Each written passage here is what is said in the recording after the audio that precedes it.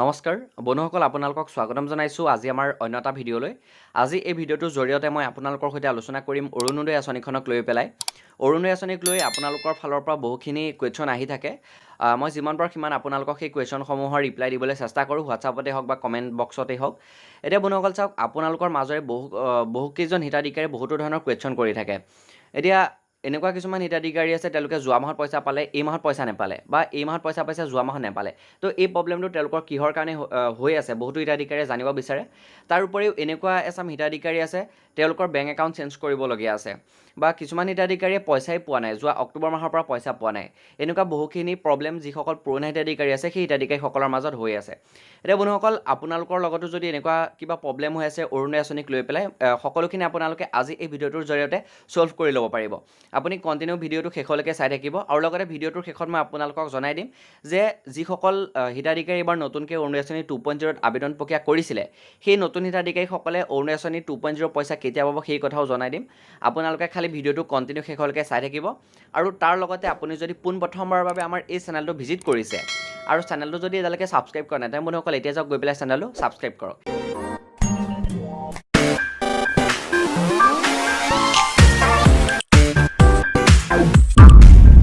বন্ধুসকল আপোনাৰ লগতো যদি এনেকুৱা ধৰণৰ প্ৰব্লেমসমূহ চলি আছে যে আপোনালোকে যোৱা মাহত অৰুণোদয় আঁচনি পইচা পালে এই মাহত নেপালে বা এই মাহত পাইছে যোৱা মাহত নেপালে আৰু তাৰ উপৰিও এনেকুৱা এক শ্ৰেণীৰ হিতাধিকাৰী আছে যিসকল হিতাধিকাৰীয়ে যোৱা অক্টোবৰ মাহৰ পৰা এই অৰুণোদয় আঁচনিৰ পইচা এতিয়ালৈকে লাভ কৰা নাই যদি বন্ধুসকল আপুনি এজন তেনেকুৱা হিতাধিকাৰী হয় তেনেহ'লে ভিডিঅ'টো কণ্টিনিউ শেষলৈকে চাই থাকক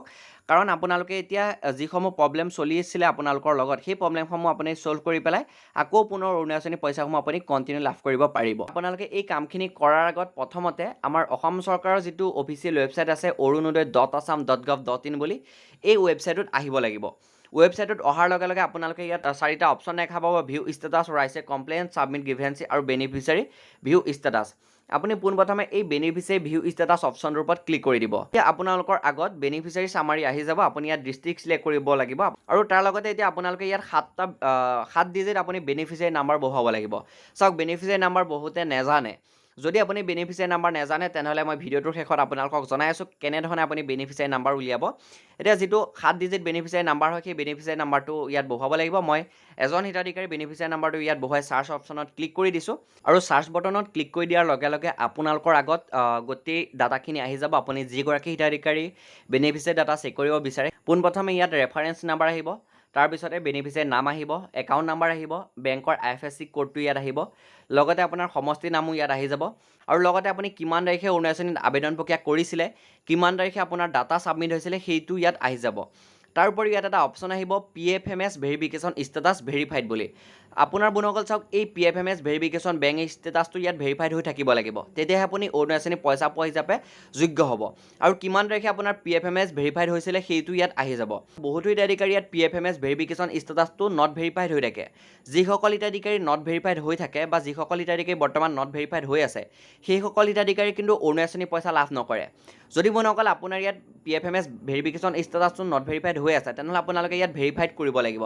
ভেৰিফাইড কৰিবলৈ হ'লে আপোনালোকে গ্ৰাম পঞ্চায়তত গৈ পেলাই ভেৰিফাই কৰিব পাৰে বা আপোনাৰ DC অফিচত গৈ আপুনি ইয়াত ভেৰিফাই কৰিব পাৰে নহ'লে আপোনাৰ ঘৰৰ ওচৰত যিটো CSC চেণ্টাৰ আছে বা অৰুণোদয় কেন্দ্ৰ আছে এই কেন্দ্ৰসমূহতো গৈ আপুনি PFMS ভেৰিফিকেশ্যন ষ্টেটাছটো ছাকচেছ কৰিব পাৰে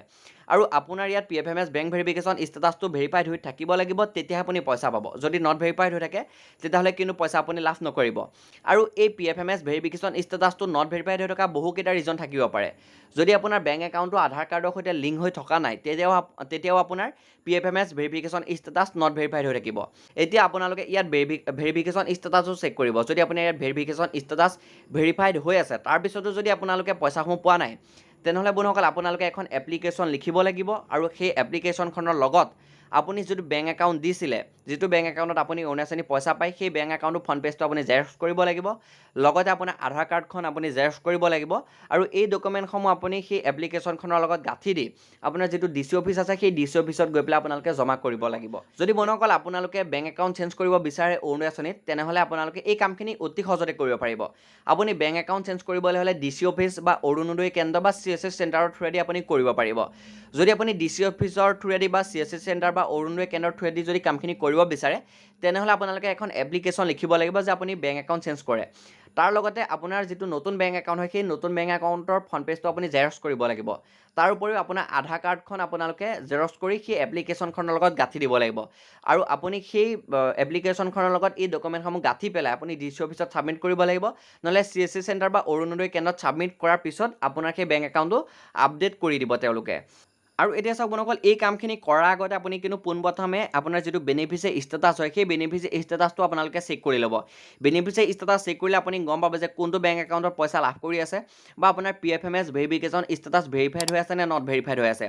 আৰু এতিয়া চাওক, বেনিফিচিয়াৰী ষ্টেটাছ চেক কৰিবলৈ হ'লে আপোনাক এটা অৰুণোদয় নাম্বাৰ লাগিব। আৰু মই ভিডিঅ'টোৰ আৰম্ভণি আপোনালোকক কৈছিলোঁ যে ভিডিঅ'টোৰ শেষত অৰুণোদয় নাম্বাৰটো আপোনালোকে কেনেধৰণে পাব মই জনাই দিম। এতিয়া আপুনি অৰুণোদয় নাম্বাৰটো পাবলৈ হ'লে যি আপোনাৰ ভিউ ষ্টেটাছ আছে ৱেবছাইটটোত, সেই ভিউ ষ্টেটাছ অপশ্যনত ক্লিক কৰি দিব লাগিব। আৰু আপুনি যিখন জিলাৰ হয় সেই জিলাখনৰ নামটোৰ ওপৰত আপোনালোকে ইয়াত ক্লিক কৰিব লাগিব। ক্লিক কৰি দিয়াৰ লগে লগে আপোনাৰ জিলাত যিমানখিনি হিতাধিকাৰীয়ে অৰুণোদয় আঁচনি পইচা পায় গোটেই হিতাধিকাৰীৰ নামটো আহি যাব। মানে আপোনাৰ জিলাৰ যিখন লিষ্ট হয় অৰুণোদয় আঁচনি সেই লিষ্টখন ইয়াত আহি যাব। আৰু ইয়াত আপোনালোকে দেখা পাব এটা অৰুণোদয় নাম্বাৰ, লগতে আপোনাৰ নেম ইয়াত দেখা পাব, তাৰোপৰি সমষ্টি দেখা পাব, বেংকৰ IFSC কোড আৰু বেংক নেম আপোনালোকে ইয়াত দেখা পাব। আপুনি যদি ইয়াত পোনপ্ৰথমতে আপোনাৰ নামটো পোৱা নাই তেনেহ'লে আপোনালোকে ইয়াত যিটো চাৰ্চ টাইপ বাৰ আছে সেই চাৰ্চ টাইপ বাৰত আপোনালোকৰ নামটো চাৰ্চ কৰি দিব। আপোনাৰ নামটো চাৰ্চ কৰি দিয়াৰ লগে লগে আপোনাৰ নামৰ সৈতে মিল থকা যিমান হিতাধিকাৰী আপোনাৰ জিলাত আছে গোটেই হিতাধিকাৰী ইয়াত ডিটেইলছখিনি আহি যাব। আৰু তাৰপিছতে আপোনালোকে চাব, ইয়াত যিডাল কাৰ্চিন দেখিছে নামৰ কাষত, সেই কাৰ্চিনডালত ক্লিক কৰি চাব আপোনাৰ এজ কিমান হয়, ডিষ্ট্ৰিক্ট কি হয়, ভিলেজ কি হয়, পঞ্চায়ত কি হয়, ৱাৰ্ড কি হয়, গোটেইখিনি আহি যাব। ইয়াত আপোনালোকে চাই ল'ব যে আপুনি সেইগৰাকী হিতাধিকাৰী হয়নে নহয়।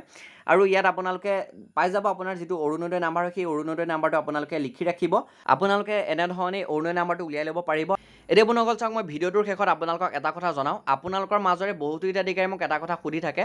যে অৰুণোদয় আঁচনি 2.0 পইচা কেতিয়া লাভ কৰিব। এই ক্ষেত্ৰত বন্ধুসকল মই আপোনালোকক জনাওঁ যে অৰুণোদয় আঁচনি 2.0 পইচা কেতিয়া লাভ কৰিব নকৰিব তাক লৈ পেলাই এতিয়ালৈকে একো ধৰণৰ আপডেট অহা নাই। বহুতে কৈ আছে যে 10 জুলাইত অৰুণোদয় আঁচনি পইচা পাব।